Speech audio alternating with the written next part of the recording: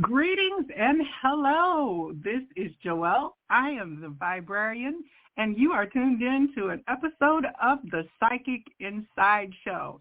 Now, I believe that everyone is psychic, and you just may not realize it yet.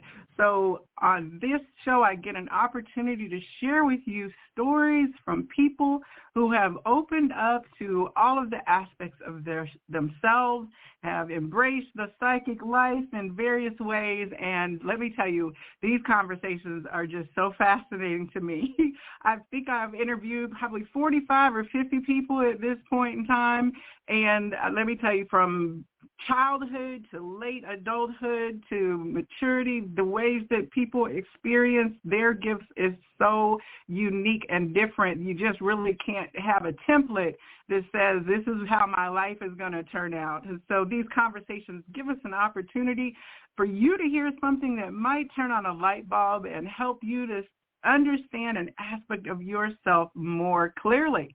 So this podcast is available in all of the directories like iTunes, on Google Play. You can find it under the Psychic Inside Show.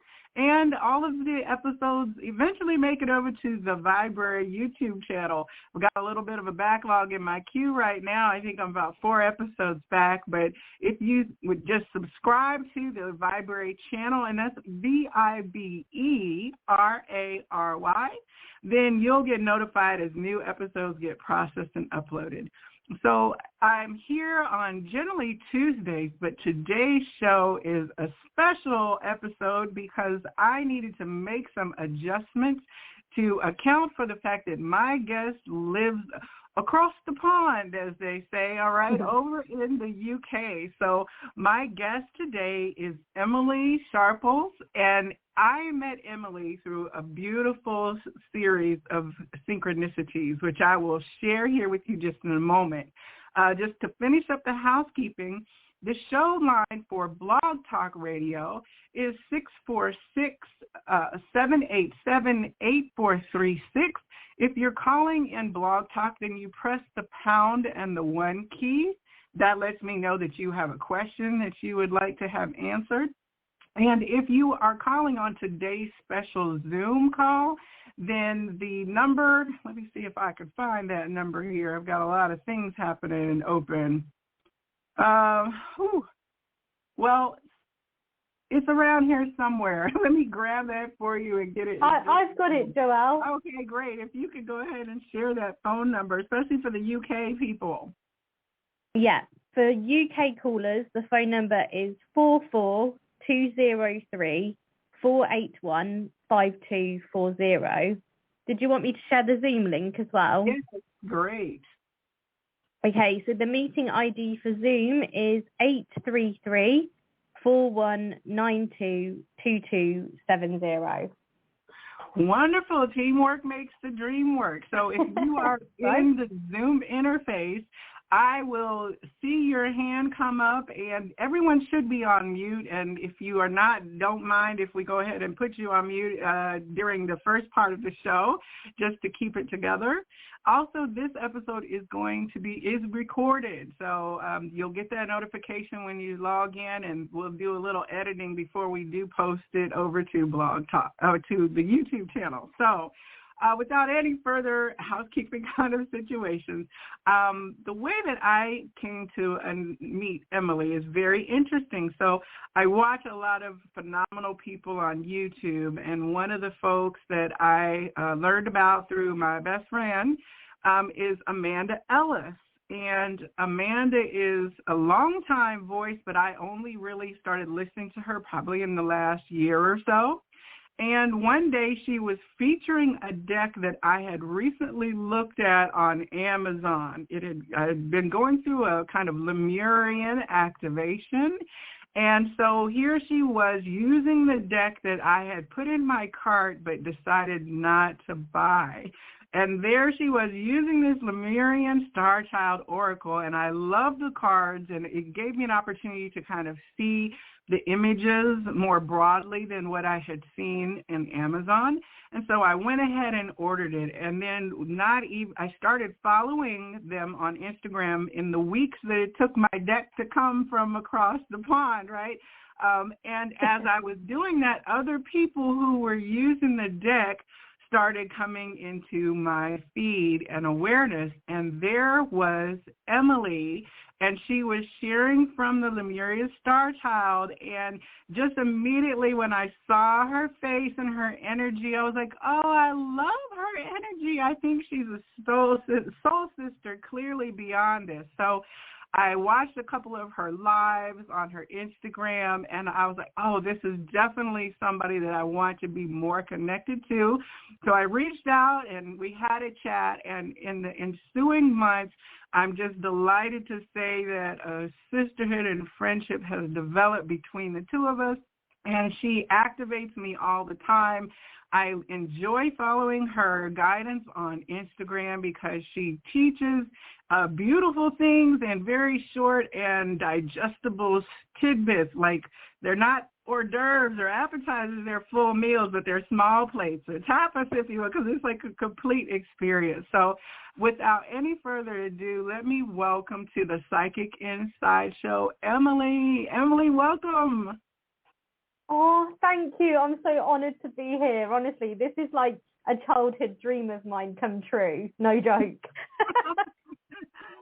I love that. I love that. Now, Emily, you are over in the UK. Can you share with our listeners, where are you? Yeah. So I live in a small town called Rothwell, which is in the county of Northamptonshire, so kind of East Midlands way. What does East Midlands mean? So it means basically we're not really near any sea or any beach. We're about an hour's train journey from London. So yeah, it's quite a central part of England. There's not really that much here, but there's a lot of beautiful countryside, and our town is quite nice and small, and yeah, it's a lovely place to live. Okay, well, that sounds really cool. I did think at one point in time that you lived in London, but then I got the sense from talking to you when you would go, say you were going on holiday, that it was not close to you per se. And then when I looked on the map to see, okay, where are we talking about, I was like, she's not in London at all. It's not even a suburb of London. You're rather, like you said, it's a drive out into the countryside, I guess you would say. Yeah, we're kind of like out in the sticks, but you know, it's good because you only have to hop on a train and then it takes about an hour and you're in London. We actually used to live in Milton Keynes, which is even closer to London, when my husband worked there in London, because it was such a short commute. But we found that after having our son, we wanted to move back closer to our families who both live in Northamptonshire, and also, you know, just get away from some of the busyness and be more around nature. Okay. Well, so here in the United States, if you go into more rural settings, they're not necessarily as woo-woo. So things such as psychic readings, Reiki healing, and all that kind of stuff are less prevalent the smaller the community that you go to. Is it like that fair? Yeah, for sure. Like, I don't really know many people local to me that are into the sort of spiritual kind of things. There's like one lady in the next town who I know, she's just opened up like a spiritual healing center, and we do a lot of work together. But aside from that, you tend to find that the more sort of spiritual locations are your busy places like London, or you know, going southwards, you've got like Brighton. The more sort of places that would be considered alternative, and I think there's more sort of alternative views when you get into the busier places like the cities and stuff. So yeah, it's like that here too.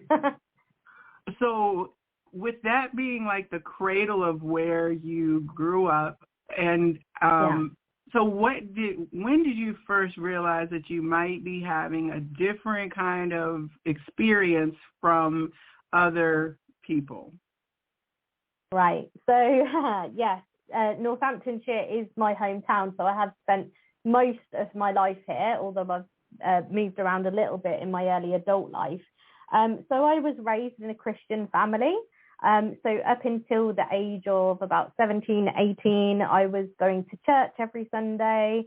And really my first kind of experience in the psychic realm or the spiritual realm is actually my very first memory. So I was about 2 or 3 as a child, and we had like a frosted glass door. So, you know, you can see like the outline of things behind frosted glass, but not the full detail, right? I actually saw a man with very old-fashioned clothing, like a top hat, big boots, and a beard through this door. Wow. And my mum now, she says to me that because I was around the age of 2 or 3, I had very limited speech. My speech hadn't developed. So I used to run up to her and tug on her and say, "Oh, come on, come to the door."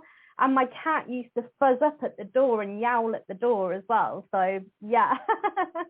Oh, my gosh. Were you scared? I think I remember feeling scared at the time because it was something that was there that shouldn't really be there.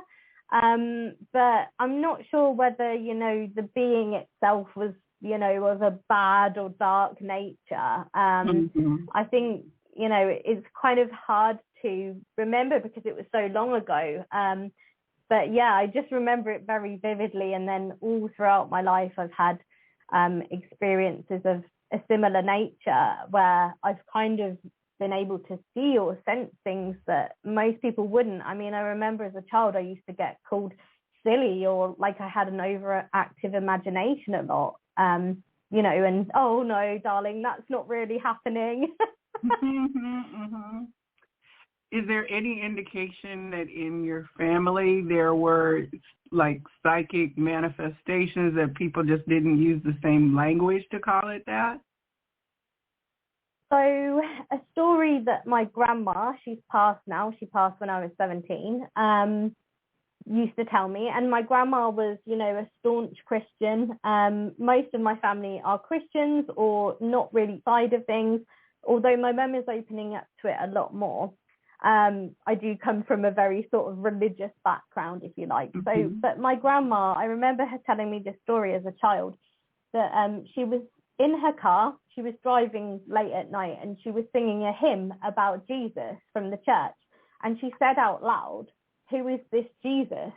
And she said to me that a vision of Jesus appeared in front of her car and said, "I am Jesus." And I used to make her recount this story again and again. And I think she used to get a little annoyed with me because I think it was somewhat uncomfortable or embarrassing for her to, you know, say that she'd had this sort of vision. That's so interesting because, you know, Christianity is a spiritual practice, right? It's about connecting with God through the pathway of Jesus. And yet, we read in the Bible about, you know, the burning bush and the angel appearing to Mary and Sarah announcing the heralding of the birth of the Christ. So all these magical things are happening in the biblical stories we hear, but then there is a disconnect from our own actual living that experience of, well, yeah, Jesus said, "Hey," when I was walking down the road, right? Well, Mary and Sarah and those, they had that same kind of thing. As I said, well, Jesus, you know, when, of course, if you're following the story of Christ's resurrection, when the people say, "Hey, I just saw dead Jesus and he was alive," right? That kind of conversation was like as intense for them probably as it has been for those of us who have had supernatural revelations that really are not that super. They're actually more natural, you know. So right. Yeah. Go ahead. I was just going to say I completely agree. And you know, that ended up being one of the reasons that I eventually kind of left the church environment as a teenager, because I think some of the things that I could sense and pick up on, people were not used to other people speaking so freely about things like that, you know, spirits or energies or attachments and things like that. And actually, like, when you go back and look in the New Testament at Jesus, you know, he said to people, go and heal in my name, and you know, I give you, you know, the authority to cast demons and things out in my name. But certainly the church environment that I was in would have found that was kind of strange, and I think I was looked upon as a bit of a black sheep. It's hard to imagine because you're just so sweet, but yes, I get the energy of it as well. Now, you've mentioned 17 a couple times. Was there a transformation that happened for you as you then were going through pulling away from the church structure? Was it a larger context for your activation, or was it just kind of like transitioning from youth to adulthood, independence? Yeah, there's kind of a couple of things about that specific time period that stick out. Firstly, I was in my sort of first serious relationship, and I think that as a teenager, you kind of become obsessed with your first love, don't you? And you kind of just want to focus everything on that. But we live and learn, because that relationship turned out to be very toxic. Never mind. We live and learn, as I say. But also the death of my grandmother, who was the lady I just spoke about, was a big it sort of rocked my faith a little bit at that time, I think. And I think it was just the general, you know, rebelling as a teenager as well, and wanting to do my own thing. So as you move from that kind of dark night of the soul or transition catalyst kind of period, a lot of us, of course, are moving from generational phases and independence. But did you go into a traditional career at that point, or were you starting to develop your psychic gifts in a specific way alongside of that, or what was the next phase like for you? Well, Joelle, you might be interested to know that my first job when I was 15 years old was a librarian. And that was kind of just a part-time job because I was studying as well. And I actually, at that time, I wanted to go to university and study to become a teacher. But that actually didn't work out. I ended up leaving university after 2 years. For various reasons. I just didn't feel it was right. It wasn't what I expected it to be. A lot of we have something called a national curriculum here that we teach in schools. Find that I resonated with a lot of it, and it was a lot of work to take home as well, and a lot of paperwork. I wanted to do that job because I had a heart to help children. I wanted to make a difference in children's lives, and I totally believe that our teachers do that. They're amazing. But it was a bit more limiting than what I thought it would be. So I actually ended up quitting university, much to the dismay of my parents. And I took on a waitressing job, just to kind of tide me over until I decided what I wanted to do. So in terms of the psychic work, I always knew that I had these sort of abilities, or whatever you want to call it, but I wasn't really pursuing that because at the time, I'll be honest, I was a little bit frightened of it. I don't know whether it was, you know, I had a lot of experiences in the church environment with people that had sort of not so nice, I'll call it negative entities attached to them. That had kind of scared me. And I felt like almost like I was targeted. I'm the sort of person, I would get on a bus and someone would literally come up to me. I remember this vividly. This was an experience that I had. And this guy, his eyes turned black and he started talking at me in goodness knows what language. and I thought he was going to attack me. And I had this happen a lot, and it kind of scared me, but I can make sense of it now. Yeah, that definitely would be an unpleasant experience that one would not invite more into their reality. Right. I'm very, in my own way of expressing my gifts, I know that as a psychic, I bring in messages from other dimensions, but one area where I don't do a lot of intentional work is mediumship with the deceased ancestors or the discarnate realm, because of that same kind of it's moved beyond fear to a place of okay, I won't say mutual respect, but that's really the only word that I can say for it, is that, okay, I see you, I'm aware of you, I'm not engaging you if you are engaging me, but I'm not going to tolerate you around me as well, but I'm not out going to looking for challenge, you know what I'm saying, that kind of dynamic. Yeah. I don't want to do that as a way of life or a way of business, so I'd rather not have that. But until I got my fear processed and my boundaries in place to be able to say, no, I'm not going to have that, then I did continually get tested, if you will. It seems that's what your little scenarios sound like.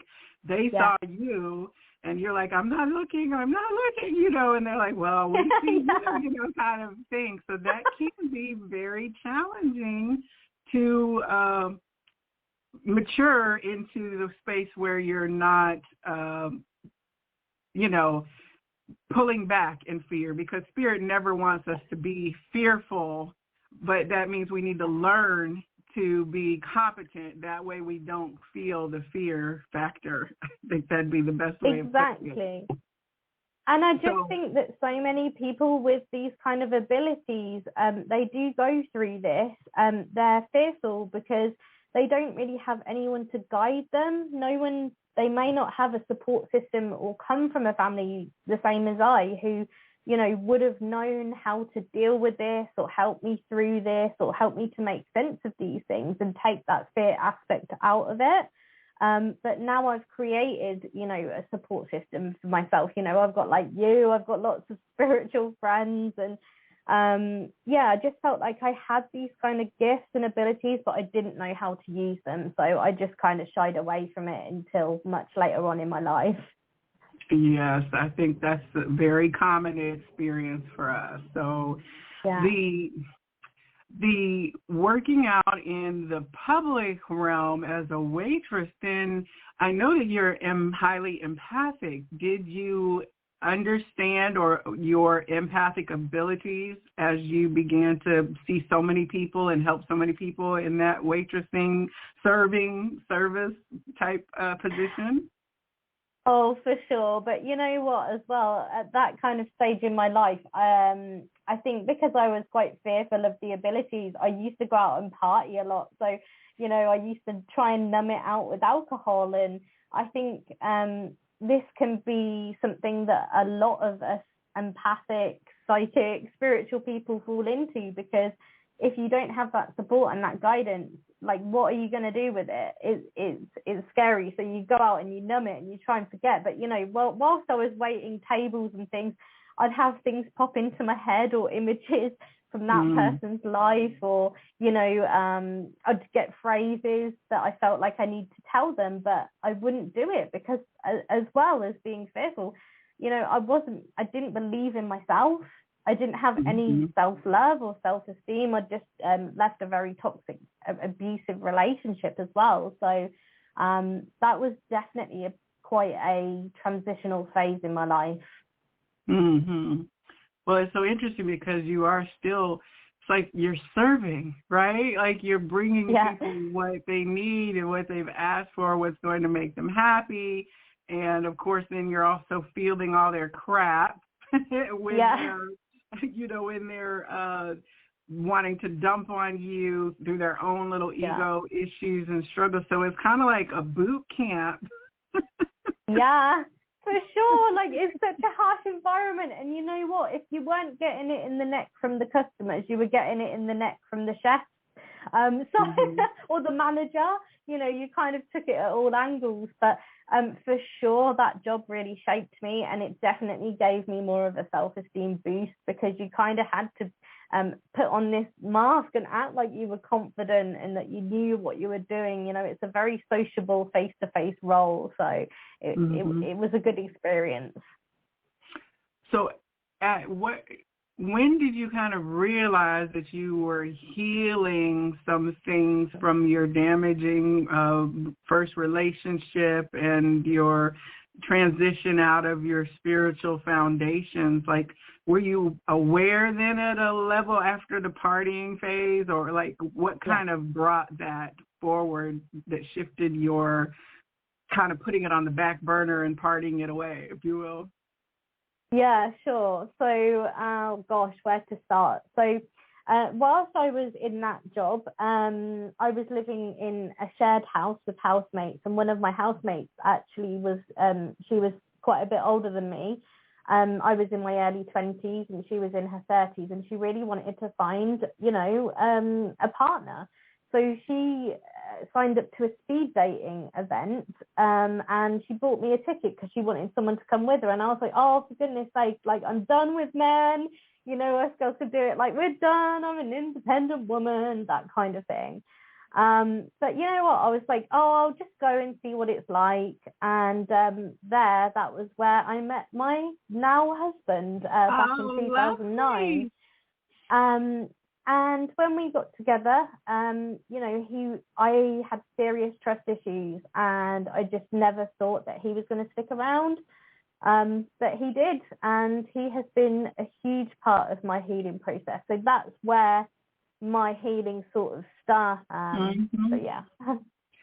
Well, that's wonderful. So your husband's name is Andy. I'm getting to call him Grandy Andy because he is quite grand as a partner, just from the things that I've seen you share and the way that the love manifests between the two of you and your family, and through the work that you do together in partnership through like your YouTube channel and just being co-adventurers in this thing called life. It is really quite beautiful to see loving, positive married couple role models. So shout out to the husband holding it down in the back. For sure. And like, I think, you know, the main thing that, you know, made me fall in love with him actually was the fact that he just has always been my biggest supporter. He wouldn't have considered himself particularly spiritual at the time that we met, but he just allowed me to be me, and throughout the 13 odd years that we've been together, he's continued to do that, and he's been a big part of my growth. And I'm sure he would say, like, you know, we've helped each other, we've triggered each other at times, but sometimes our triggers are our biggest show our biggest areas that we need to heal, right? So yeah. Right. Well, and that's the beautiful part about the divine beloved mirror, is that it's right there with you in energy for you to trigger and heal and trigger and heal some more. But the unconditional love template still preserves then that union and the commitment to work together, elevating and uplifting each other. Yeah, exactly. And I truly believe that he's, you know, my soulmate. I mean, it sounds so cliche, but like literally the moment our eyes met, and he was actually sat at a table with my housemate on a date with her because we were speed dating. So, you know, like the men move round. Yeah. So you get like 2 minutes with each person. And we looked at each other, and it was just like, I felt like this overwhelming sensation of like, I know you. I feel like I know you. And the synchronicities were just all there. So.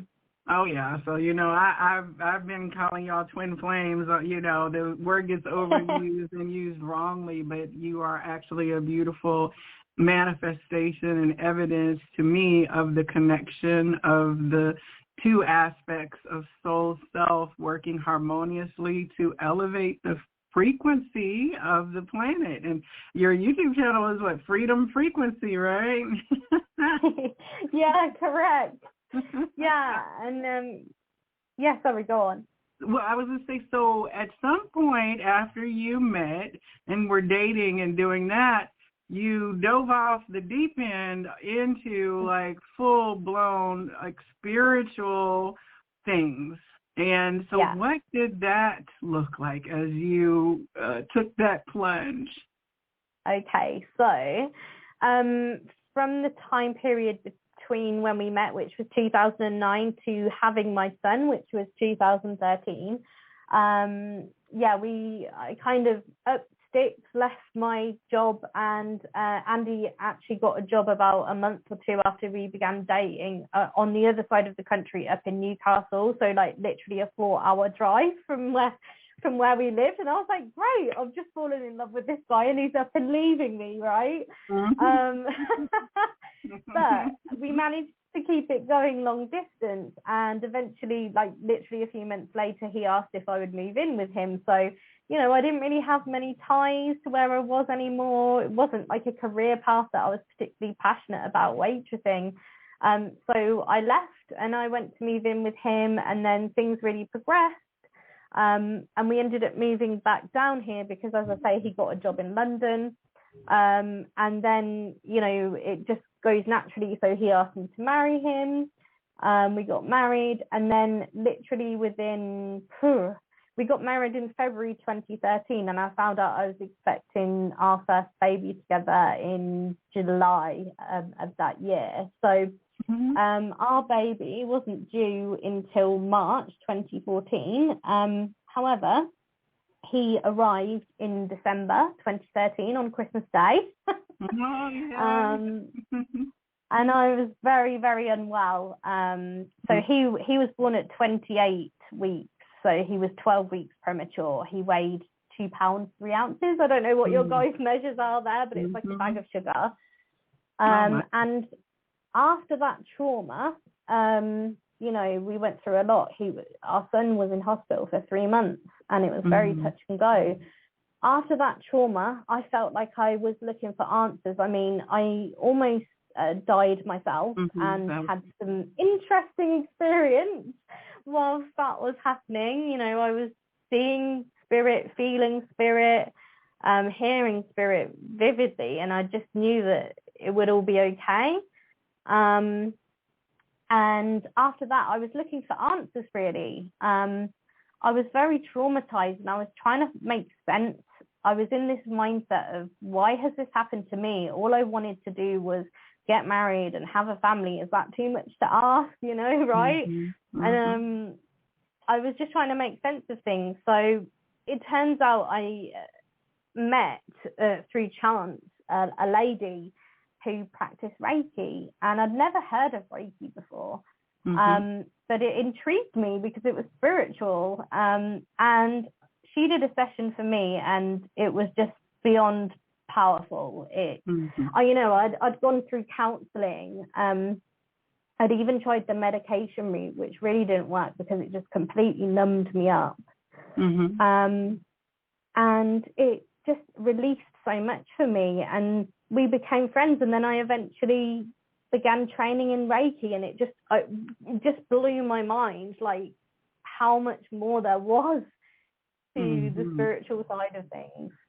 So that's so amazing, because, you know, the crisis of life is what often then opens us to things that we never would have considered if everything were, quote, normal, right? So emotional crisis, heartbreak, psychological, emotional crisis through trauma of accidents or disruptions to your stability and your structure, such as getting laid off, and then depression. All those things push us out of that comfort zone to be willing to risk certain things. So having somebody say, let me do Reiki on you, like, what in the world is Reiki? And, you know, but then you've already kind of released some of your structures and belief systems that would further scare you off of that modality, you know, to be able to say, let me see what this is about. The proof is in the pudding, as they say, and I think that most people who have a Reiki session, they may not know exactly what happened in the Reiki, but they know that they felt something and that it felt good. And you know what? I am definitely going to come back and lay on this table again and let you do your woo-woo thing. Right? Yeah, exactly. And like, it's just magical. And I mean, you know, I'm a Reiki master, call it whatever you want. Titles don't really matter. But, you know, having done this for a number of years now, the transformations you see in people is incredible, and I can't even explain it all. I mean, if we're not supposed to know everything, right? Right. We just let the chi flow through us and do where Reiki goes where Reiki needs to go to bring the healing. Yeah. And the practitioner is simply the conduit for that to flow through and to others, right? I love that. So how many years ago was this then? How old is Sammy now? 9? So Sammy, he's 8. So yeah, not far off. Like, yeah, and he's thriving now. You know, he's caught up with everything pretty much. So yeah, we're extremely, you know, blessed, and I'm so grateful for that experience. And I never thought, you know, 8 years down the road, I would say I'm grateful for the fact that I nearly died. I'm grateful for the fact that my family went through that trauma, but that trauma has brought us all closer together, and it has affected not just me and my healing journey, but my wider family's healing journey as well. Well, and you know, Reiki is one of those things that you spend quite a lot of time first doing Reiki on yourself, and then, you know, as you graduate in levels, you begin to work Reiki distantly and on others. Were your husband and son like your first Reiki clients beyond yourself? Were you Reikiing Sammy as he was growing, and once you began to acquire the knowledge of the system? Yeah, I sure was. I mean, during my course, I know that every Reiki master has a different way of teaching it, but my Reiki master, you know, she wanted me to, you know, do case studies. So anyone I could get my hands on, I was Reikiing. Did you Reiki your mom? Yeah, I did Reiki my mum. And I still do Reiki and readings for my mum. And, you know, I've seen a massive shout out to my mum, by the way, if you're listening to this, Mum, I love you. I've seen such an amazing progress with her healing journey, you know, healing from ancestral trauma, abuse, all kinds of things. You know, it's not for me to talk about because it's not my journey, but the way that she's opened up and the ripple effect that my journey with Reiki and spirituality has had on her has been extremely healing for her, and it's really beautiful to watch. That's beautiful that she was open to it, right? And then see it grow through her. At what point did you then say, okay, I want to do this more professionally, and I guess eventually then full-timing it? And then the second part of the question is going to be about like the readings and the guidance. I guess let me back up a little bit. When you were doing Reiki and learning it to do, were you then receiving more of the kind of psychic downloads as you were working on people? And did you share those things with them, or did you kind of keep it inside at first? Yeah. So I actually just want to backtrack a little bit as well, Joelle, because, you know, you were saying, was your mum open to that? My dad was a different story. My dad, when I first told him that I was training in Reiki, said, well, what do Christians think about Reiki? That was his response, you know, this very kind of aggressive thing. And I said, well, I don't know, you're a Christian, what do you think about it? My dad and I have a kind of relationship where we can speak like that to each other. We're both Sagittarians, so, you know, fiery. But yeah, you know, him now to where I was 7 years ago when I embarked on the Reiki journey is he's a lot more open to it too, and he's even allowed me to send him Reiki. Okay. So there we go. Yeah. So when I qualified in my Reiki Self-Esteem mastership in July 2015, and I qualified in my Reiki Estuary in 2018. So I have two different modalities of Reiki that I work with. The Self-Esteem one has some roots in ancient Egypt as well, which, as you know, I'm very connected to. And the Estuary is the traditional kind of Japanese Reiki. So they both work in the same way, to be perfectly honest, in my experience. And then as for the readings, so as I say, all throughout my life, I've had so many experiences. I mean, too many to really list here, where, you know, I've picked up on a name around someone, or I've felt like I should give someone a message, or just reach out to them and text them and say, hey, how are you? Like, you've been on my mind. And then they've come back and said, oh, actually, things aren't great. I'm going through this. Funny that you messaged me. And then whilst I started giving Reiki to people, with how I work it's like Reiki and a reading when you come to me. So I will scan each chakra, the energy centers in our body, pick up if I can sense any blockages or anything that needs balancing. And then I ask my guides, my spirit guides and the angels that I call in at the beginning of each session, if there's any messages that this client needs for their highest good. And sometimes you know, it's different every time. Everyone's so different. I might get a vision, I might get a glimpse of a past life, I might see some trauma that's sitting there. And I also use my cards, my angel cards and my oracle cards, just to confirm that message, to make sure it's not from my own ego and that it is a message from the spiritual realm. So does that answer the question? Yeah. I mean, that's one of the byproducts of Reiki. And, you know, depending on who you're working with to receive your first Reiki, I've been with some Reiki practitioners who never offer anything. You know, you just have the session and you're not necessarily aware of whether they're receiving guidance, and they just don't either open to it, or it's something that would be a bonus add-on, if you know. And then others who, as they do it, are immediately like talking to you about who's there, who's with you in the room or in the healing session, and then they're telling you what your spleen is saying and your solar plexus, you know, all that. So it really has been based on the practitioner's comfort level. But I think just your attunement of that Reiki attunement, if you have that kind of session that opens up your chakras and aligns you with the energetic pathways, that in and of itself is going to amplify the receiver's psychic awareness and ability to sense things through that energy body. Yeah, for sure. And like Reiki attunement, for me, it was all the times that I've gone through the attunement process has always been profound and powerful time.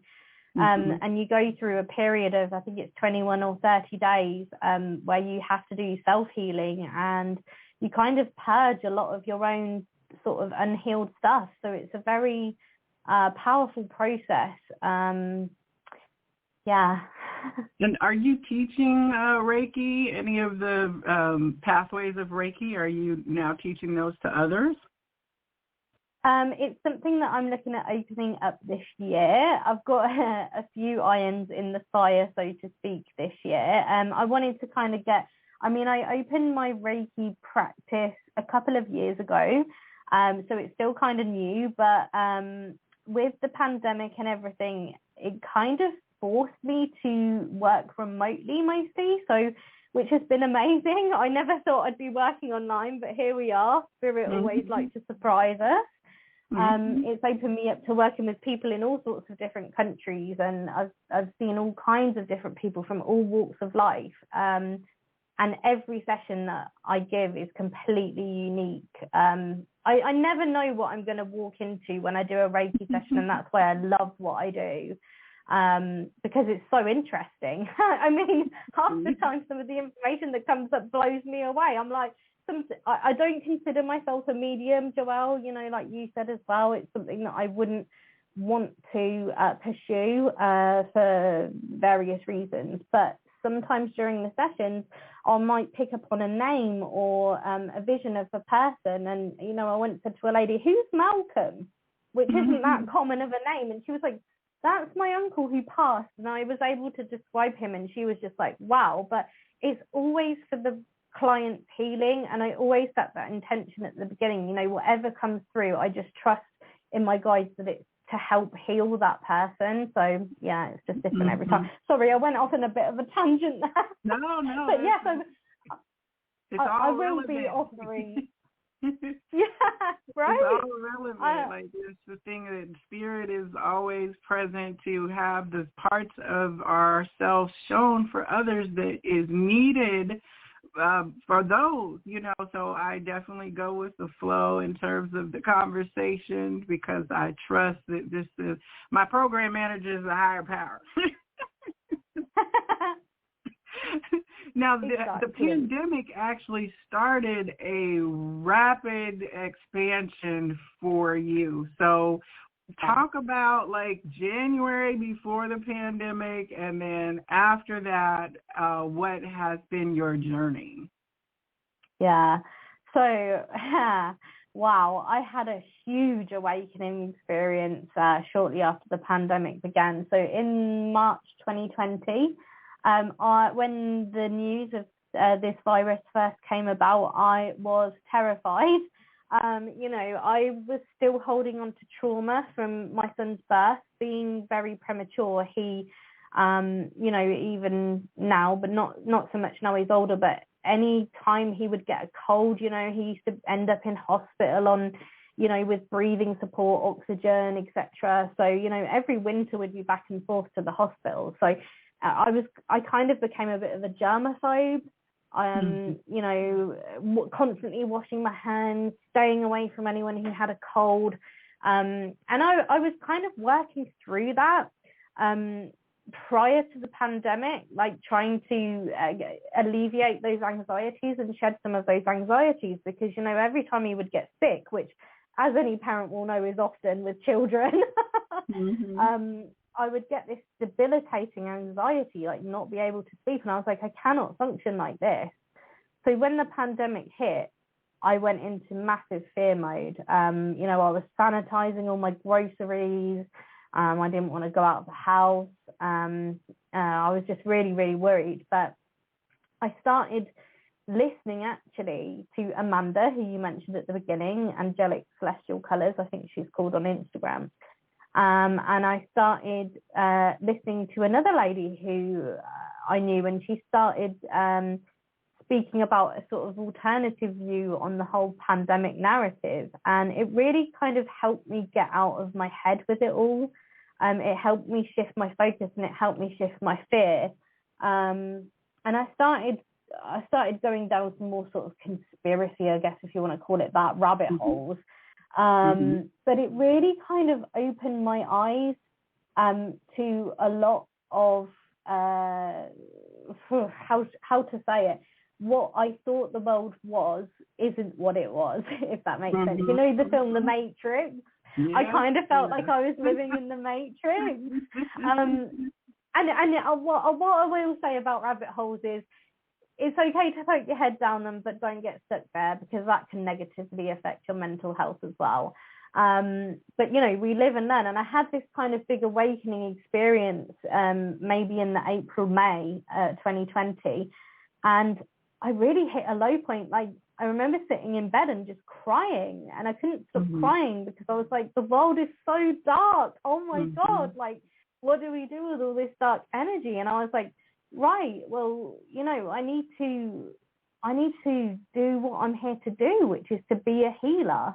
Like I just had this moment of clarity, like, you know, what am I doing with my life? I need to get out of my own way, remove my self-confidence blocks, because that was what was holding me back from, you know, starting the Reiki properly and just, you know, do this. How can I help? How can I help people come out of this fear energy? So, yeah. I mean, that was... So this pandemic has given a space for lots of different experiences to happen for people. And those run from A to Z and then back and forth again, really. And you can have both A and Z. Like it could be the best thing that ever happened and the worst thing that ever happened in the same space of this experience, right? And so you are sharing about that definitely will resonate for people, because that opportunity that being at home gave us then to really spend time going in those rabbit holes was essential, because if you don't know there's a problem, then how could we ever begin to solve the problem without opening the garbage pail, opening the sewers, getting down in the infection? And that's never the pretty part about it. But it does sound like you were able to rapidly, if you're talking about from like January, February through April, that's a space of only a few months that you had this rapid acceleration to moving through the fear trigger. Because, I mean, the pandemic is perfectly primed to be the fear trigger for a mother like you who is very concerned about her son's health and thing. It was like the perfect package to be delivered to you frequency-wise. Exactly. And, you know, like I said to you, Joelle, like our triggers show our biggest unhealed stuff, and I knew I had such great healing to do in that area. So I just kind of thought, right, well, I better get on with it then. And then I just started watching more spiritual sort of podcasts, and I actually embarked on a sort of coaching program which was called the Self-Love Club, which was all about, you know, changing up your diet, changing up your exercise, just learning to love yourself and honor yourself. Because, you know, in the past, my whole life prior to that course, I've been a huge people pleaser. So, you know, I kind of always put my own needs second. And it wasn't until that I did that course that I actually kind of realized that my life purpose and my mission here is actually to help other people and to be a healer. And, you know, I had enough experience at that point to be able to help people, because, you know, we can only help people from the point of our own experience. So it's been quite a rapid acceleration. And I just set up my Instagram, and I wasn't, you know, I was scared about, you know, doing videos and speaking and putting my voice out there. But I was like, no, I need to get out of my own way was the message I kept getting. So I did. Well, and that's been truthful disclosure, and I've said this to you, but, you know, for all of my confidence in other areas of my life, getting out on social media in a way visually, like putting my videos out on my channel, doing things with my Instagram, you have been like a pusher, a squad goal, if you will, just from me seeing you, because you've talked very transparently about like self-love, body image issues, healthy boundaries, being an empath. You do a lot of teaching in your content, so there's that teacher energy coming up explaining certain things, but you also share in such an authentic way that it's like, okay, my sister Emily's doing it, I can do it too. Right? Oh, thank you. Yeah, so you are definitely fulfilling something of being that role model and showing from your life journey what it looks like to just do it, just making a video, just sharing something and moving past your concerns about, is this appropriate, you know? Yeah, and I just think as well, like, I kind of just have the attitude now, well, this is what I want to do, this is what I feel my guides want me to do, so what's the worst that can happen, you know? When you're on this kind of spiritual path, this healing journey, you will come up against people that want to judge you and that have, you know, negative opinions about what you're doing, and it's probably because they simply do not understand what you're doing. And I've actually had quite a few people who have kind of what I would call fall away from me. You know, you notice that the conversations start to dry up on WhatsApp and things like that. And you know, when I first started this, I was like, oh my goodness, like no one wants to be my friend anymore. But the beautiful thing about that was that those people leaving my life has made a lot more space for the people that resonate me and my soul family to come in. And I feel so enriched with all the connections that I've made over the last year or two. It's been beautiful. Oh, yeah, that's hard for people because we do get settled into friendships, but it's like not realizing that our change is going to cause us to begin a different pathway. We resist sometimes when that begins to manifest and people do fall away, but there really is no keeping things that are not of a resonant vibration. And there's no judgment in saying that those people are not of resonance anymore, because it doesn't have to be a negative thing. It can just be what it is. And you align more with the new tribe if you allow that to happen. And so to reassure anyone who's listening that might be going through a period of losing everything you once knew, including your friends, please do know that you might connect with a person through Instagram or Facebook or walking down the street, and that person may be in another country, thousands of miles away from you, but your tribe is definitely waiting to emerge. And we also do need that hermit time. If we go into the tarot, you know, we need that time of going within to really see who we are. And then when we reemerge, we just don't tolerate the same things in the same way anymore, and that's okay too.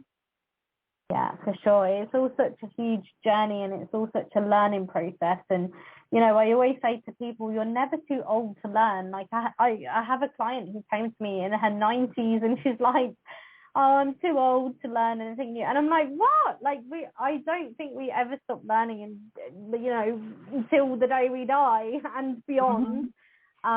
But yeah, if anyone's going through this kind of awakening process and they're finding that things they used to enjoy don't resonate with them anymore, or people and relationships don't really resonate with them anymore, just know that, you know, this is all clearing a path for the new, more aligned energy to come in. And it is kind of like going through a bit of a rebirth process.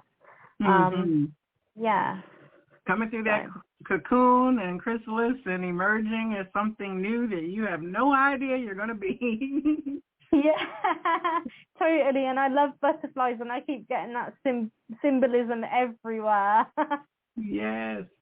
Now, in terms of your client work, once you sat up in bed and said, I'm going to heal people, then you opened your books and began more, what did you just like turn your light on and then people started coming?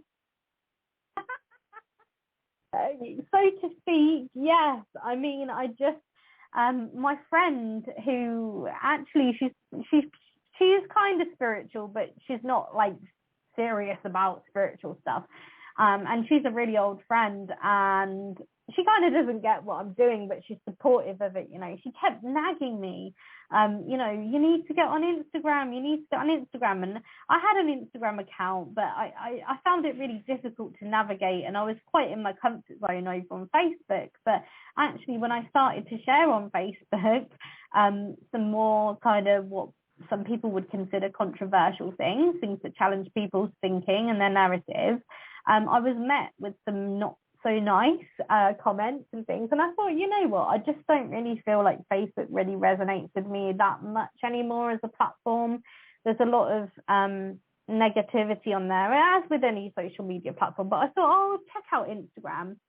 And I noticed on Instagram that there was a lot of people, you know, with their own small businesses and stuff, and I was like, well, this would be a perfect place to kind of launch from. So I thought I'll set it up, and it can be a hobby if it doesn't turn into anything else. But with the self-love club coaching that I was receiving as well, I started taking it more seriously, and people just naturally found me, and then it's just snowballed through recommendations. People just seem to come across my page, and it just all happens so naturally. And I think that when you are following your life purpose, that's when you know it's your life purpose, because it just all flows. And don't get me wrong, you have ebbs and flows, don't you, with everything, but it just all happens so naturally. Well, and that's when I see you, a lot of times you're like, okay, my books are full, and I'm going to need to take some personal time. So just know that I'll be back after I get this holiday with my family, or after I attend things, and then you're like, I'm full again. So it does seem like it's flowing with where spirit needs you to be. And I will tell people all the time, when you switch over into the more connected life, then, spirit becomes your marketing manager, because that's really who you're working for. And so you don't have to do any lead generation, because all you are doing is setting your vibration out to be of loving service. And it does vibrate to you through the most amazing means, the people who you can serve. And it's a lot different from like people who you can make money from. There's a difference in that frequency as well. Yeah, for sure. And it's so funny. Do you know the amount of clients and people that reach out to me for bookings, and they say, I just was drawn to you. I don't know what it was. I feel like there's something about you, or I feel like I've known you for a long time. And I'm like, well, to me, that means that, we're connected. And, sometimes people get upset because they can't have a booking when they, on a certain day, because they can't do it, not because of me. And I'm like, you know what, just relax, go with the flow, because you will come to me when your guides and your higher self need a session. I think a big part of my journey has been learning to trust and surrender. And that's a hard thing for someone like me, a bit of a control freak. I've been accused of being in the past, wanting to micromanage every area of my life. But I just kind of trust and flow. And what you hit on as well, Joelle, about me taking time off, I think it's so important if you're in this line of work, to make sure that you are keeping yourself in energetic, good condition. So I have to take those regular breaks to kind of refresh my energy. And I also, a big part of my life purpose is being a mum and a wife, and spending time with my family. And you don't get infinite time with them, right? So it's all about the balance, isn't it? And knowing your boundaries and your limitations, because energy work can be quite intense at times. And so I have to take those times to recharge and go into my hermit mode, as you said. And so one of the things that we get an opportunity to talk about is, for those of us in the United States, is the fact of you being in the UK. Some of your time away has been to places like Glastonbury, which is on my list of places to go. So would you share with us a little bit about Glastonbury, why it's important, and then your experiences that you've had more recently in Glastonbury? Yeah. So for many of you who are listening, you'll probably know that Glastonbury is considered to be the heart chakra of the world. And the opportunity presented itself that Andy and I could have some child-free time away. It was somewhere that I've never been to before, and I felt that it kept calling me. I can't really explain it better than that. And obviously, Joelle, you mentioned at the beginning the Lemurian Star Child Oracle deck that brought us two together. And I saw that on that weekend, the creators of that deck were actually holding an art exhibition in Glastonbury. So I was like to Andy, right, do you fancy going to Glastonbury? But it was quite a last minute decision, and the only kind of hotel that was suitable, that was available, was a haunted hotel. Of course it was. So we booked a room there, and Andy was like, oh, you know, there won't be any ghosts, it's just hyped up or whatever. But of course there was. We had like a perverted monk, I think it was a ghost of a monk or something, touching my leg in the middle of the night, and then touching my husband's leg, and it sounded like stones were being thrown across the room. We had cold breezes in the middle of August. We were sat up from about 1 a.m. till 4 a.m. You know, with the lights on, because it was so intense. My husband actually saw an orb fly across the room. So bless him, you know, he does put up with a lot. But it was fun, and we went up to the tour, which, you know, was amazing. It's beautiful, and I just felt that it was a very activating place. It's a very potent, energetic place. And we met the beautiful Leanne and Michael of the creators of the Lemurian Star Child Oracle, and we both had a card reading from them and spent some time with them. And it just, we both said when we came away from that weekend that despite our lack of sleep, we actually felt a lot more refreshed. We felt rejuvenated spiritually. I can't really explain it, but yeah. Well, that when you talked about the ghost in the room, and you know, I just immediately saw all the shows where they're in some kind of old hotel facility or something, and then it's all drafty, and there's a little fireplace, and then, you know, the energy comes through. And so when you were sharing that with me about being tapped on the leg, you know, I was like, I would not have probably stayed the rest of the night. I mean, I was in the cold, like, I can't stay in there, you know. It was crazy. I mean, the next morning we went down to check out, and there was a guy standing at the bottom of these stairs, like this old guy, and he had a folder in his hands, and I don't know why, I just thought, I think he works here. And I said to him, do you work here? He says, yeah, I'm the caretaker. I said, well, okay, so we've been staying, it's called the Georgian Pilgrims Hotel, if anybody's interested, by the way. I said, we were staying in the Abbot's Spare Room. Is it known to be haunted in there? And he said, yeah. And he this folder he was just by chance holding had all these pictures of ghostly images that people had captured over the years in this hotel. And he said, did you get touched on the leg?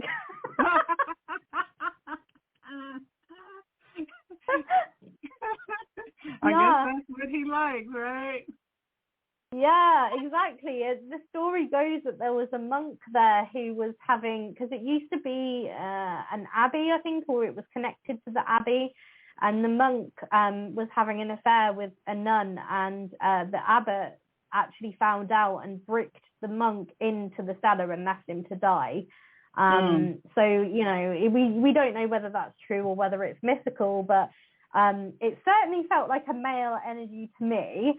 And Andy actually got really annoyed with it after about 3 hours of this nonsense and said, will you just go away? I know that's right. Oh my gosh. One of our chat room folks says, hell no, they'd be sleeping in the car. I agree. And I have to laugh because you said it's the Georgian Pilgrim Hotel. And I'm like, I'm a Georgian and I want a pilgrimage to Glastonbury, but I'm not going to make a reservation there. No way. No, I think it's so fun because clearly you were meant to stay there, and it was to confirm certain things because the man had the folder then, like, right there. I know. Andy said this is like something out of a scary horror movie, and I said to the caretaker man, he said, did you feel like Glastonbury was calling you here? And I said, yeah. And he was like, well, it'll call you back again. And then he just like walked off, and me and Andy were just like, what just happened?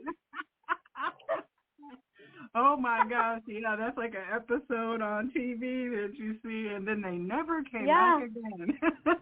No, but that's one of the things about Glastonbury, the tour, and that town. They say that people are drawn there, and there is the wild elemental kingdom and, of course, also darker energies are drawn there just like lighter images.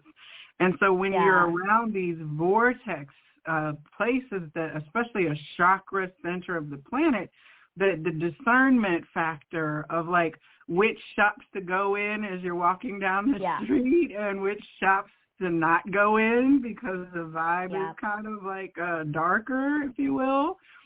Did you experience that as well as you were strolling about? Yeah, actually, Andy noticed that the bookshop that was kind of opposite us had, satanic Bibles and all kinds of imagery that I'm not too keen on in the window. So we definitely didn't go in there. And you kind of, it's such a mishmash of energies for sure. It can feel a little overwhelming. I don't think I'd want to spend more than a weekend there unless I was like really layered up with like covered in crystals, you know. But you know, it's an interesting place for sure, and there's a lot of really interesting history around there as well.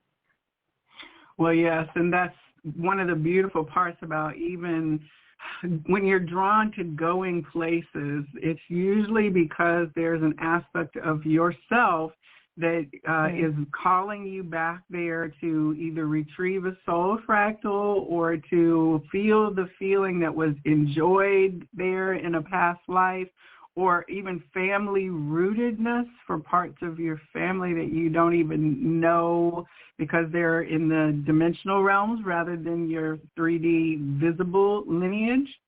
And so, you know, I know that my call to come to Glastonbury is to pick up a piece of something that I need soulfully there. And I think that we had just got back from Shasta from our activation there in July, our High Heart activation, probably within a few weeks of you being at Glastonbury. So it was like I was crossing something off of your bucket list too in terms of Shasta. And you were crossing off something of my bucket list and going to Glastonbury as well. For sure. And I don't believe that it's by coincidence that, you know, we were at these kind of earthly energy centers in a similar time period, because if you think back to the summer, there was a lot of very interesting global events and energies taking place, right? And I think that when I was at the top of the tour, I actually sent Reiki energy and healing into, you know, Mother Earth, Gaia, because I felt that it just needed some love, like and I can't really make sense of it, but you know, I just follow what my guides ask me to do or what my intuition tells me to do, and I just trust that it's all happening for a reason. Well, I mean, we all know that this planet and the disregard for her energy and body is one of the reasons we're manifesting the things that we are experiencing in terms of you know, negative. We just can't willy-nilly utilize all the resources of something. And so the healing of Gaia's heart is just as needed as the healing of our individual heart. So the fact that you were like, let me do Reiki for Gaia's heart to help her, you know, and whatever my quantity is that I am able to contribute to hear the healer in you, answered that call in a very literal way. So thank you. Yeah, and it's like what you were saying as well, you know, with you going to Mount Shasta, I know you picked up on some pretty interesting energy there, like the kind of spinning sensation is similar. As you know, Joelle, we had this conversation. I was in London last weekend, and we went to the British Museum, which has a whole section on ancient Egypt, which I've always felt very connected to, and I think a lot of us do. I think a lot of us have had past lives there. But when I got in there, the energy in that exhibition was extremely different to the whole rest of the place. I literally felt like I was spinning, and I said to Andy, the only way I can describe it is like I'm standing on some kind of portal right now. And you said, I had that sensation in Mount Shasta. Yes, yes, for sure. And that I'm glad you brought that up because I wanted to get into that next. The British Museum is one of the largest repositories of artifacts in the world. And these artifacts are from every continent, basically, where there's been European colonialism and of the continent of Africa and certainly into Northern Africa, into Egypt.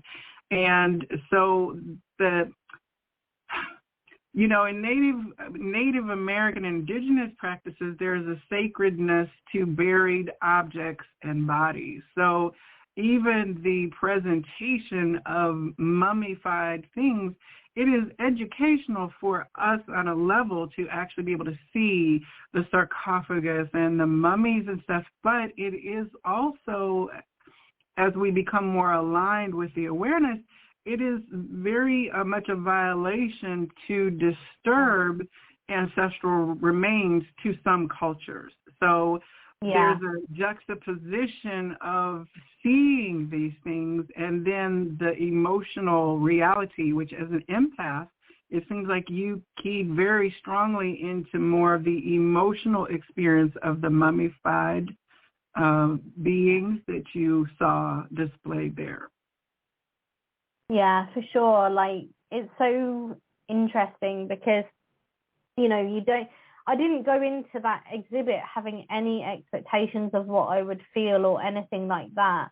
And when I saw the mummies, it made me feel so emotional because, that's a human being in that display case. I mean, yeah, of course, they've passed, but, that was someone's life. And it's right what you said, it felt like a bit of a violation. And although I appreciate that we have to learn about these things and etc., it evoked something in me that I couldn't, it was a very strong emotional reaction. I mean, when I saw the child sarcophaguses, I felt like I wanted to sit on the floor and weep. Like I was actually crying, and Andy was like, "What's wrong with you?" So it's like really busy place, kids everywhere, and I'm standing there crying. Right. But it was just such a strong feeling, and I just felt that I'd had this past life or past lives, where either a child of mine or I was a child that passed. It was. Mm-hmm. It was the only feeling I can describe it as is grief. Like, when someone dies and you feel grief, that's what I was feeling. Yes, and when you were sharing in the first part of this interview about your extreme anxiety over your son in the initial months, I was thinking about you seeing those mummified children, and it was like, you felt it because you experienced it as a mother, and so when you saw that play and that grief and the weeping, it was releasing something in you to be healed, which is why you were drawn there, right? In order to activate that in a very visceral way and to purge the tears, because there is a commonality of all of our past life experiences. So one of the things that we begin to do is identifying with even if I haven't been a mother in this lifetime, then I should still be able to identify with the deep grief of a mother who has lost her child, and to find the empathy between others' experiences of abject poverty or slavery, that kind of paradigm. We have to be able to walk a mile in another person's shoes, if not literally, then through the healing of the aspects of our multidimensional self that has been that mother who watched her child be buried, or who lost her child before it came to term, or, even George Floyd's mother, which was one of the things that called out to many women during the pandemic months in that May, is that when he cried out at the moment before he's passing for his mother, that touched the hearts of thousands of women and activated them into that same kind of empathy response that inflamed the protest then, that lasted for months and months and months, because they could identify with the loss of one's child, you know. Yeah. So the work that you're doing through your living experience is so amazing and interesting to me. You know, we could continue talking about your adventures, but I do have a couple callers who are going to want to come on here. If you've been on the phone lines listening, thank you so much. Those in the Zoom room and on the phone line, we are going to get ready here in just a moment to take calls. So if you're wanting to speak to Emily or ask a question, press the #1 key if you're on Blog Talk, and wave your hand, I think, if you're in the Zoom room. So I'm hoping that everybody was able to get to this, but if not, then the replay, if you're listening to this on YouTube, please put questions in the comments and of the video, because we will be keeping up with those as well. But so you're actually doing a course, and you're increasing knowledge of learning until the end of this incarnation. You're learning Akashic records practices to be able to provide that service to your clients. So tell me a little bit about that. Yeah, so I started that in last month, January. I'm like, what month it is? What month is it? I started it in January, and I'll be completing that in April. So I'm kind of halfway through at the moment, but it's really interesting. For those who don't know what the Akashic records are, it's basically like, think of it as a library of, you know, consciousness. So it basically holds your records, like your soul contracts, like what experiences you're going to have, and every kind of information that you have about your soul and yourself and your life and your lives, your past lives. So with this Akashic reading, the lady who runs the course, Mia Renner, I actually went to her for a reading in the summer of last year, and I was just blown away by the accuracy of it, and what her reading and how she teaches us. It helps us get to the root cause of some of the blocks that we might face in our lives. So for me, she picked up on, you know, an energy of disempowerment, and, you know, low self-esteem. And this was something, as I mentioned earlier, that I had to kind of work on, and I'm still working on. I'll probably always be working on it. And there was just so much throughout that reading that I was like, wow, and it just helped me connect so many dots. And I felt like, you know, this would be a great thing to be able to offer my Reiki clients and the people that come to me for readings, to kind of deepen their journey, and to help them really, and to help them get some answers with things that they may be struggling with cyclically, like jealousy, why they keep attracting, you know, abusive partners, or why they feel like something's missing from their lives, who's their soulmate. You know, there's so many elements to it, and it's just so thorough. And it's also really interesting because it works quite differently to Reiki, in that I don't have to connect to someone live.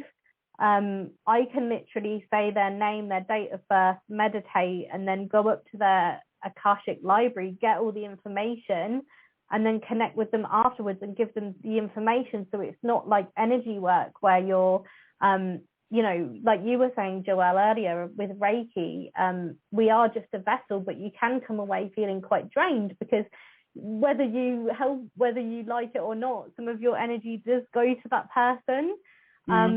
So with the Akashic records, it works quite differently, and I think it will just be a really valuable thing for people to have done.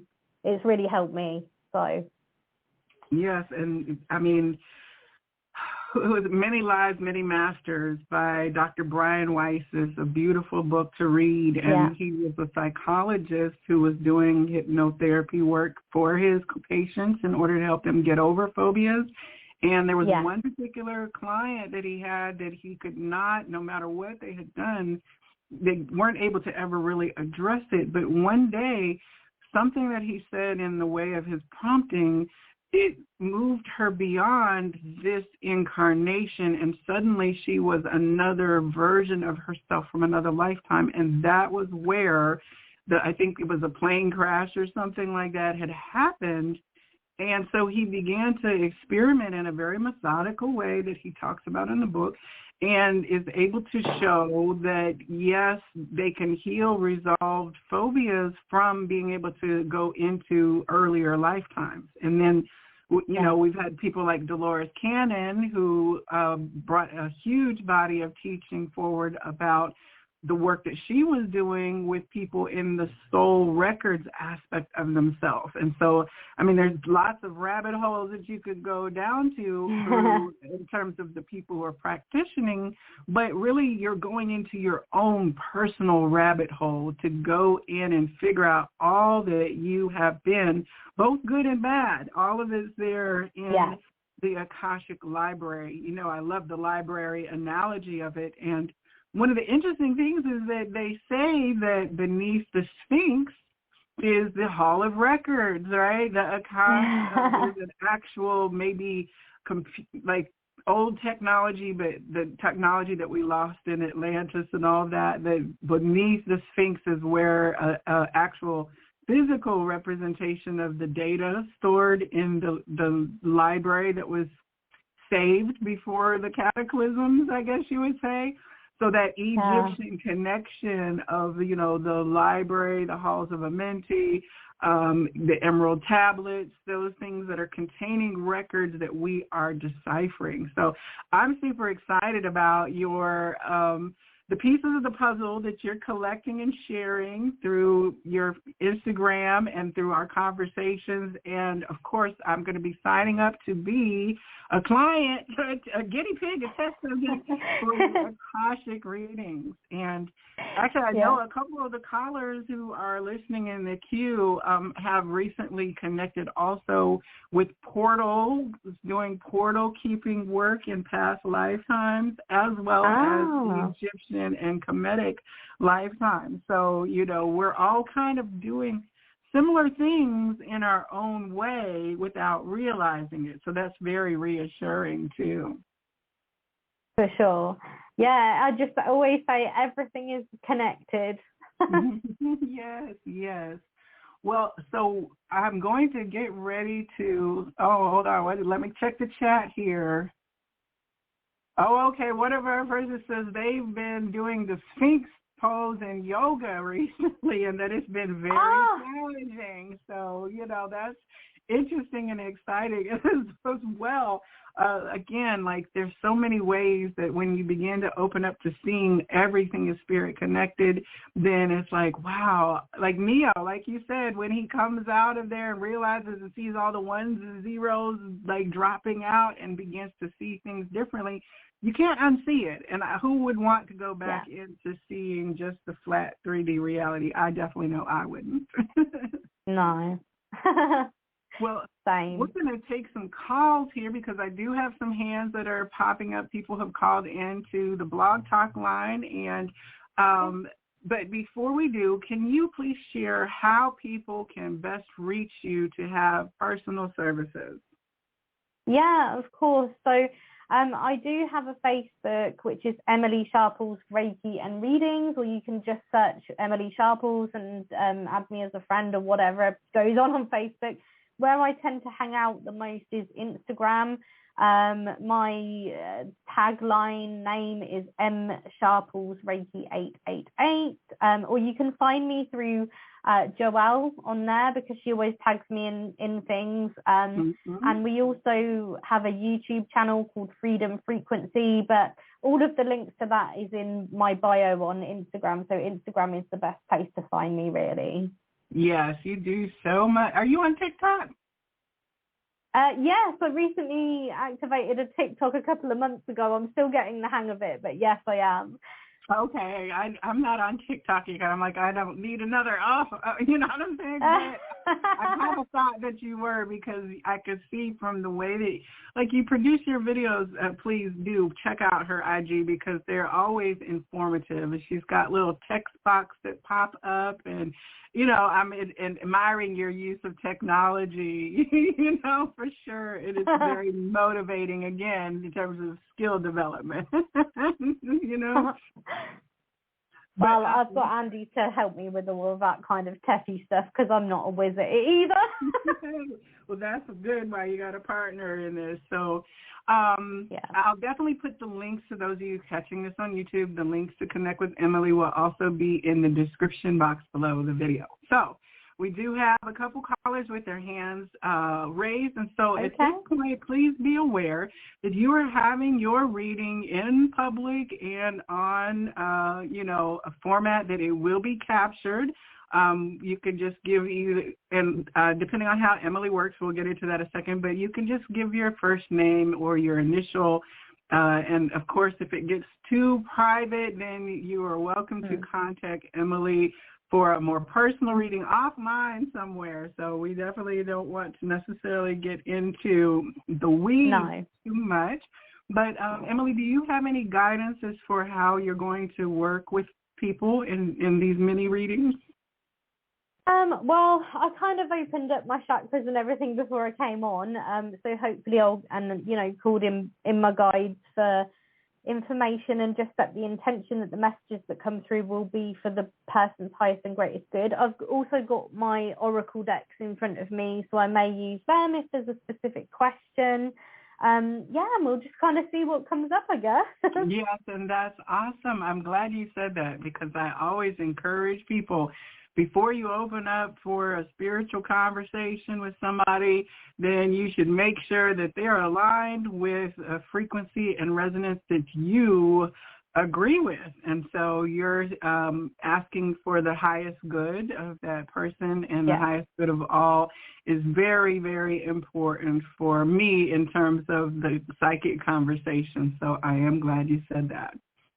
So we're going to get started here with the readings, and I'll just be here in the back seat driving while you all have your conversation. And so our first caller is a caller ending in 4885. You're on the Psychic Inside Show with Emily. Hello, my name is Patricia. Hi, Patricia. Welcome. Hi. Yes, hi. Hi, Emily. Hi, how are you? Good. I'd like to, I don't know, how do you go about this? I told you my name. What else do you need? Info do you need? No, your name is fine. Do you have a question or anything that you wanted to speak about? Yes. I'm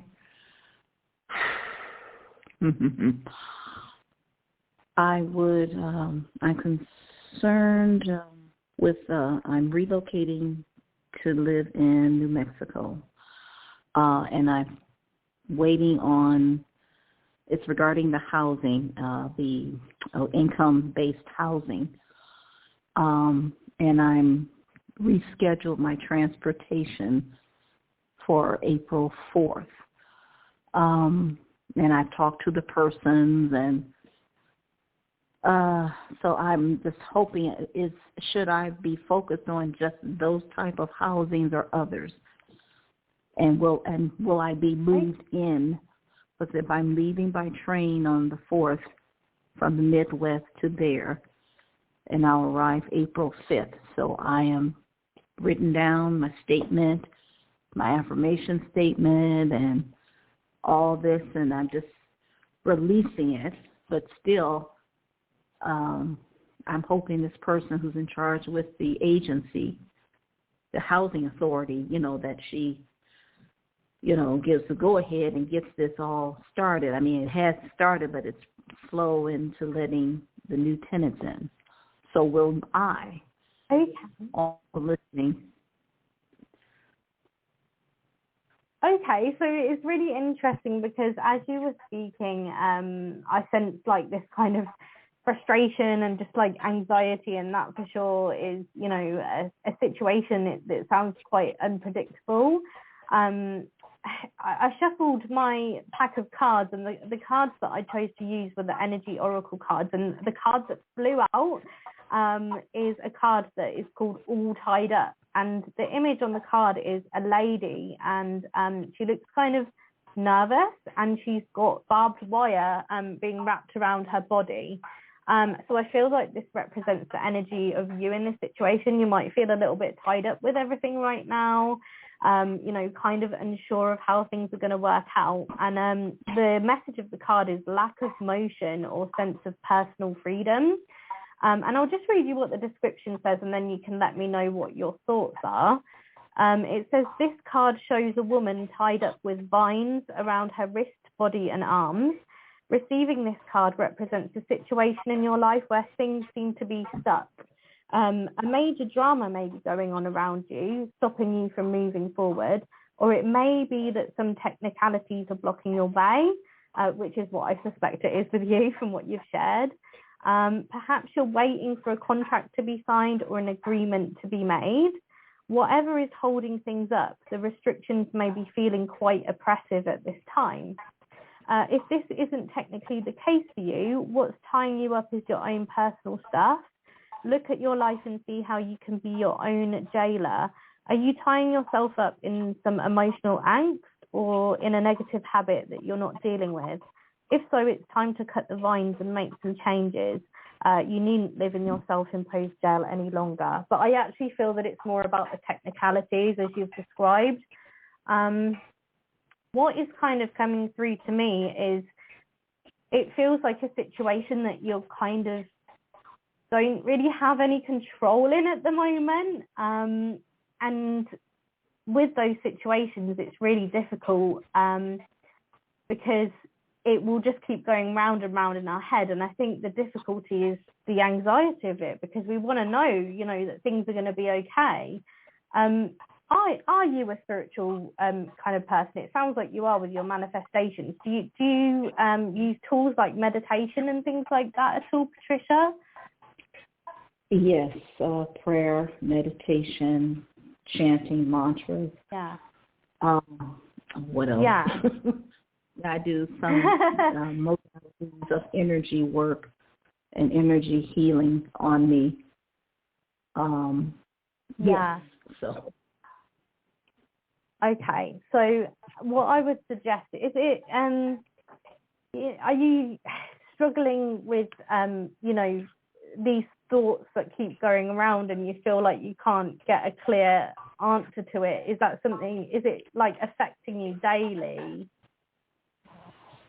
Well, I've called and spoke to the the worker, in that office, the housing authority office, and these are new buildings or new constructions of housing.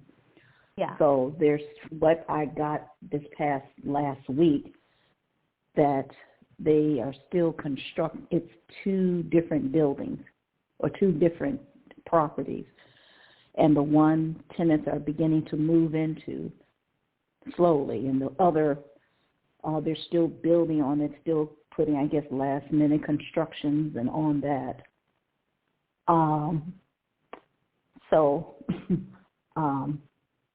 And it's like, okay, so I'm trying to estimate and get the answers from her. Okay, when is that going to happen? So she was saying, by March and possibly, I guess, the first part of April. And it's okay, because I've already bought my train ticket back, in December. But then Amtrak, they notified me that they weren't able to travel, and then of course I rescheduled for March, and then so it's like then I rescheduled again for April 4th. Right. So you want to know if it's going to be ready by then. Right. And of course I'm working on, getting these work from home, side jobs and jobs to increase my income, and while I'm working on developing my freelance writing and business and other areas. So yes, my attention sounds like you have a lot going on. Yes. Yeah. Well, it's really interesting, Patricia, as you were talking, and I shuffled the deck again, and the card that came out was the Victory card. Now, what I was hearing in my head was April, but I'm not sure if it's going to be April the 4th, or maybe I'm never certain with timelines, because timelines can change. However, Right. I feel like it will probably be ready a little bit after April the 4th, but it will be in the month of April is what I'm feeling. So, you know, I'm wondering if there's a possibility of you maybe traveling there, but it could be that you're ending up staying with somebody else or in a hotel or something for a week while they're just finalizing it. But the card that's come out is victory. So, you know, one way or another, I do feel that it will be done in April. Whether it's by the 4th, I'm not sure. I'm actually going to use my pendulum as well. I have a crystal pendulum that I use for yes or no's. So I'm just going to ask it, will the development be ready by April the 4th? So I'm getting a no for the 4th. So let's have a look and see if it will be ready a week after the 4th. So when is that going to be? I'm rubbish at math. I think that's the 11th, isn't it? So will it be ready by the 11th? And I'm actually getting a solid yes on that. So I feel that, you know, it will be ready sort of mid-April. So does that answer your question, or have you got anything else you wanted to ask? Yeah, I do get some. Yeah, I'm glad that you did that. I'm considering starting. I want to write my book. It's a memoir, and I've started writing. Wow. You know, my composition book. And I wrote it down, wrote a statement that I wanted to write it and self-publish it. Now I jumped ahead a couple of months ago and just really want to do action. Is this publisher that I initially went with, and I have let her know that I wasn't going to move forward. But is she that right person? Okay. I don't know if you need her name.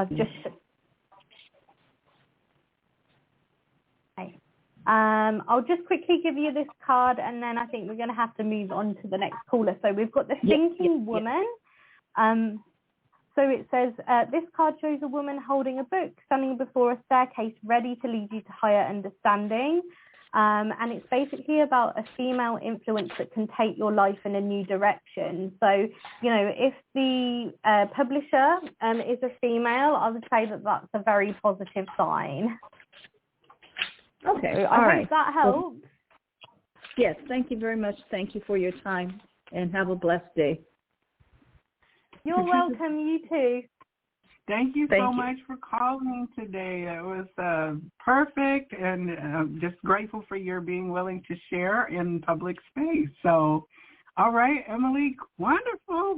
I'm like, I can see those cards in that deck because I have it in my phone. Just share a little bit about like the pendulum while we get ready for the next caller. Yeah, of course. So a pendulum is, I actually made like a little video on this on Instagram, I think, but it's basically like a little crystal that's attached to a chain, and you hold it and you program it and you just ask it which way it's going to swing for a yes answer and which way it's going to move for a no answer. And it's basically just like an extension of your higher self, basically. So it just helps you with your intuition and to get those answers pretty quickly, which is good in a scenario like this, right? Yes, it is. Yeah, I've been challenged with the pendulum. I just don't know if it's my tool. You know what I'm saying? Yeah. But I love seeing people who have just that confidence and it begins swinging, and you're just able to bring forth more clarity. So that was cool to get to experience through that particular caller. So. Yeah. Our next caller is with the last four digits, 7618. You're on the Psychic Inside Show with Emily. Railroad Avenue. Hi, I'm good, thank you. How are you? What is it? Apartment 05. 1245? 7618. Can you hear us? I don't know what happened there. Okay, 2105. Oh, okay. They might have gone into a store or something. I'm going to put my trusty assistant and co-manager, Tanya, in the green room to check in real quick with that particular caller off air and see if they still have a question to ask. So in the meantime, we've got another caller here, caller 2089. You are on the Psychic Inside Show with Emily. Good morning or afternoon. Hi, Emily. Hi, Joelle. Thank you for having me on. Hi, nice to meet you. This is one of my BFFs, Stacy. Yay! The home team, the Good Vibes Squad, is here to support and connect. So thank you for tuning in on this beautiful Sunday morning. Oh, thank you. This has been so much fun. I put in the chat. It was magical and so much fun. So Emily, thank you for thank you for coming on. When you were talking about the Sphinx in over the records, I just recently had my first Akashic reading, and it was so amazing. And then in yoga, I've been doing the Sphinx pose this week, and it was. Now I understand that was what was happening over my records. But I was like so, well, what's the word? I couldn't get it together. I was falling off of my elbows, and our yoga instructor, we visit the same studio. Our yoga instructor was giggling and like, no, pull your elbows forward.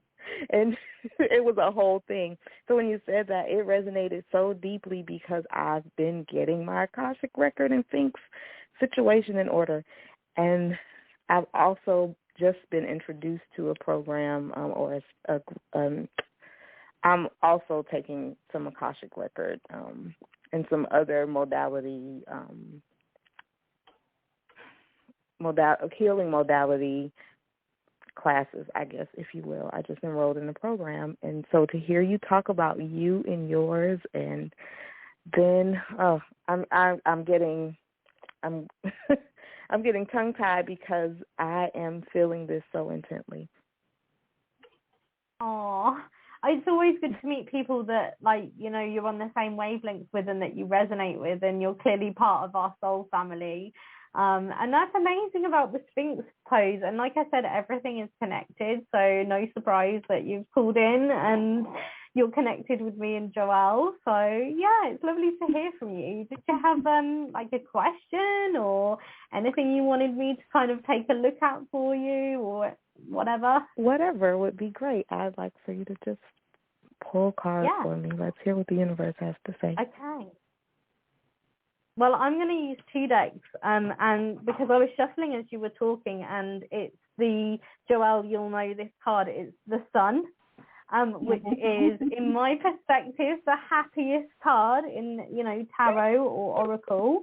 So that is like a really positive card to get. So this card represents new beginnings and great creativity.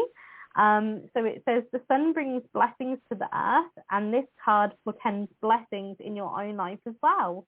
Just as the sun nurtures the earth, bringing new life in the spring and the summer, this is your time for a new beginning, the onset of a nurturing new light in your life, the light of divine inspiration and personal growth. And I want to add in spiritual growth as well, because I feel like your spiritual journey is like on a rocket right now. I'm being shown like a vision of you sat on a literal rocket. So, you know, I feel like that's just your energy right now. And it says this card often marks a great time of creativity, bringing the culmination of an important new project, such as the birth of a baby or the writing or publication of a book, or even the birth of a new you. Now is the time to put your energy into expressing your truth and your vision.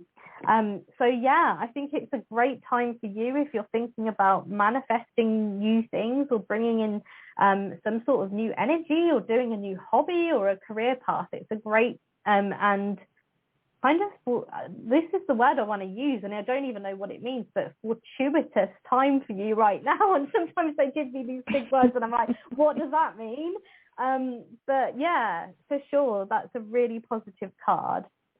And then the second card we've got is actually from the Kyle Gray Angels and Ancestors deck, which is the Great Teacher card. And this has an image of sort of a Jesus-looking guy on it.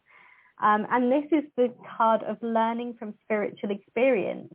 And it says, know that what is happening around you is divinely inspired. Learn from your current experiences and share them with others. And it's saying that this card can represent a teacher in your life or the great teacher within. And I feel like you are getting a lot of intuitive insights at the moment, but you just need to learn to trust those a little bit more. I feel like sometimes you see a sign or you get a sign from spirit and you're like, was that a sign or was it me? So if that is you, then you've got to trust yourself more in your intuition, because I feel like you're very intuitive. And it just says you are having spiritual experiences at this time and gaining a greater awareness of what you need to do in order to grow. And there's a great chance, if you've had any challenges recently, that you've overcome them and allowed them to be lessons that have helped your spiritual connection. So this card is really a giant pat on the back from spirit to say, you know, you're doing good, girl. Thank you. I'm over here clapping my hands like, woo, yay. Yay. Yay. That is right That's right on target with what is happening. I'm ecstatic to be at this place in my life, experiencing what I'm experiencing, with whom I'm experiencing it. It is it's a rocket. I've been saying a magical, like a carpet ride, but yeah, it's a rocket ship ride. So yay! Oh, awesome. I'm really glad, and those are two great cards. Yes, they are. Yes, they are. Thank you. Stacey, thank you so much for joining. I have another caller here to get on, and I do have a question in the chat room. So Sure. For those of you who have been joining, let me give you the Zoom number to just dial in and the meeting code, because my blog talk, I think, is going to cancel this at the 2-hour mark because of the level. I have only 2 hours, I think, per day. So let me see if we can pull those numbers out for you real quickly here. And while I do that, let me get the caller on real quick who's been holding from before. This is caller, the other Stacey, with the caller 7618. You're on with Emily. Hello. Hey, Emily, how are you? Hi, I'm good, thank you. How are you? Not bad. Thank you for taking my call. You're welcome. Have you got a question for me? I'm in the process right now looking for a new job, and I just wanted to see, do you think I'd be hired sometime in March, or do we look like it's going toward April? But I'm crossing my fingers it'll be in March. Okay, so it's funny, I was shuffling my cards and a card has flown out, but before I do that, before I read you the card, I'm just going to use my pendulum to get a quick yes or no answer for you. So let's ask whether Stacey is going to be hired in March. And immediately I've got a yes. Yay, okay. So immediately I've got a yes for March. Yes, okay. I'm actually hearing, like, it's definitely got an 8, like, it could be the 18th of March. That's kind of, which is interesting because that was my son's due date for his birthday. I'm feeling like the 18th of March. It could be an interview, or you may get an offer in, so you'll have to come back and let me know. I will, yes. And then, yes, please do. And then the card that has come out is a really interesting card, which is the Adjacent Possibilities card. And this card has lots of open doors on it, which always to me signifies lots of opportunities. So it could be that you might have a choice to make in March. So I'll read you what it says. It says, sometimes the force of habit keeps you stuck and unaware of potentially healthier and happier choices at hand. Yet every moment gives you the option to open a different door and take a different course, whether it's your thoughts, behaviours or major life decisions. Unlike the indecision card, which indicates confusion about which course to take, this card is here to tell you that you have many options. So, you know, you might have the employers knocking down your door, hopefully. And it's time to take a wider look at things. So it says, as you consider the many choices available, you'll feel more empowered and motivated to make the decisions that bring happiness, strength and forward motion. And it says, in terms of your goals, this card could indicate unknown and previously unconsidered ideas. So yeah, and it's just saying to be conscious and flexible and willing to take new and different direction. So is it like a certain kind of career path that you're treading down? Because I'm wondering if what's going to be presented to you may be slightly different from what you expect it to be. Yeah, I'm actually looking to go into the hotel hospitality industry. Okay. So yeah. That's interesting. So if you're kind of thinking of a specific role in that industry, it may be that what you get offered is a slightly different role, but I see you working in that industry, but it may be a slightly different role to what you're kind of thinking at the moment. So say if you're looking, you know, to work in the kitchen environment, it could be that you're working more in the reception area or something like that. So yeah, I'll be interested to hear back from you in March. All right, I'll give you a call then to let you know. But yeah, I still have I have several years experience and as an executive assistant, but I want to go into maybe the public relations side of the hotel industry, something differently.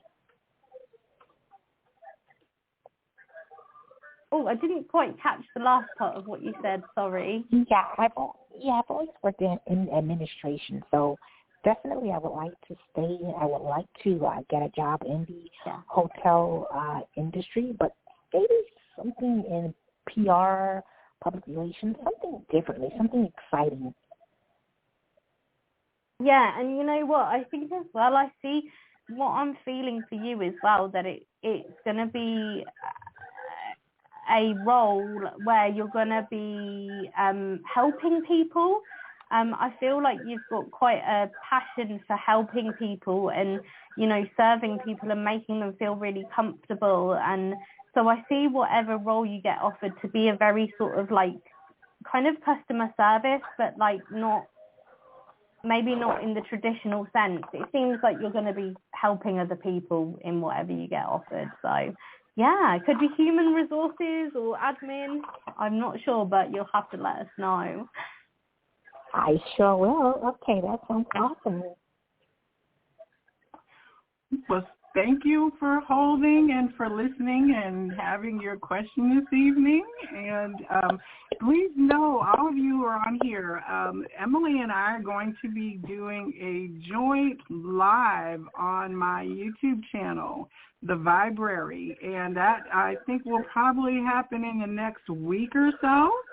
So I'm looking forward to doing that. This is going to be like our first time doing these together. And we always just have such a great time playing with spirit together. And so for each of you listening, keep abreast and stay tuned, because we'll put the announcement, on both her and my Instagram as to what the date will be.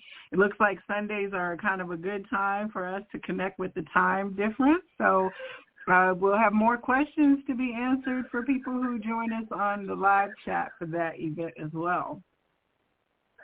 So, all right, that sounds good. And I will be calling you. Wonderful, wonderful. Yeah, you got to give the update to Emily about how things turned out with your shift. I want to know. And also, I was just going to quickly say that I was seeing you with a headset on, so it's definitely going to be something where you're talking on the phone as well. Oh, my goodness. Okay. Sounds good. All right. Thank you for have a great rest of your day. I'm sorry, I'm multitasking here because I've got the 90-second warning, and we are going to get cut off on the blog talk portion. But I am going to ask the last question that was in the chat in the Zoom as a way of continuing that. And so the recording will then be uploaded to YouTube, and that will be from this particular extension. So, we're going to do a little editing and stretch my technology skills. But to each of you on Blog Talk, thank you so much for joining us, and thank you for tuning in to hear about Emily's amazing life. And Emily, is there any last words you have here in this last 30 seconds for our audience on Blog Talk? Thank you so much for listening, and just sending you all lots and lots of love. Yes, wonderful. I will see you all again next time on the Psychic Inside Show. The light in me absolutely honors the light in you. Namaste. Namaste.